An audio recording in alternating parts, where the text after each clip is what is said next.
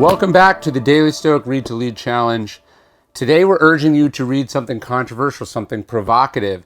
For thousands of years, humans have been banning books. The powers that be have been banning books that they think will rile people up, that will tell them truths they shouldn't hear. The church has been doing it. Governments have been doing it. School districts have been doing it. Prisons have been doing it. Robert Greene's 48 Laws of Power is banned in the federal prison system. They do not want prisoners reading this book.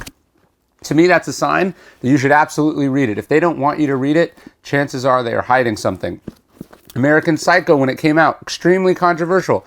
You read it now, it tells you kind of everything you need to know about the Donald Trump era and the Donald Trump generation and the nihilism that has ripped our culture apart.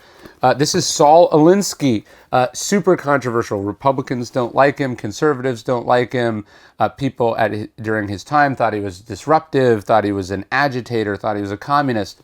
But there's actually all sorts of brilliant strategies about here in organizing and creating change, whatever you think from a political standpoint. Fahrenheit 451 is a beautiful novel if you are still thinking about what novel to read as part of this challenge.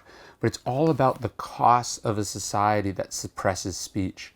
And it's interesting, that book isn't about governments suppressing speech. It's that people wanted to suppress speech and burn books because they were afraid of the conflict and the disagreements would come if people had access to truth.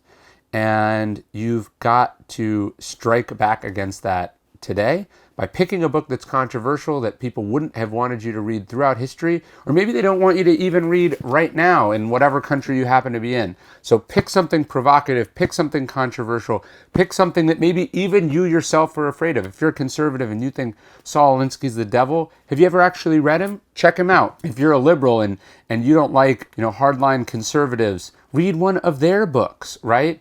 Read something written by a racist, or read Hitler's Mein Kampf. Dwight Eisenhower talked about after the Second World War, when people were trying to ban or get people in trouble who had Mein Kampf or the Communist Manifesto, he was saying, look, if more people had read Hitler's Mein Kampf before the Second World War, it's not that the war wouldn't have happened. It's that people would have known what they were up against with Hitler. Instead, it was only the bad people that were reading the bad book, and the good people were caught off guard by it. So we need to read these things. We need to expose ourselves to provocative, controversial things.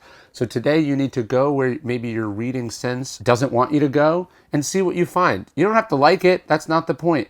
But I want you to experience something that other people think you shouldn't be allowed to experience. Because maybe you will learn something, or maybe you'll just learn something about your opponents, your ideological opponents, or you'll learn something about evil.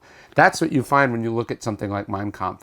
You get insights into the mind of a deranged, insane, awful human being. And it lets you know what you're up against in this world, that not everyone thinks like you do. Not everyone is decent. Not everyone is good. In fact, some people are horrible. And so we don't learn that when we stick our heads in the sand. We don't learn that when we ban or punish free speech we disagree with. We learn by exposing ourselves to it. Ray Bradbury says in Fahrenheit 451, there's lots of ways to burn a book, and people are running around with all sorts of forms of matches. And we are not going to be doing that in today's challenge. So I'd love to hear what you guys end up reading. Let's share and post about what we learned.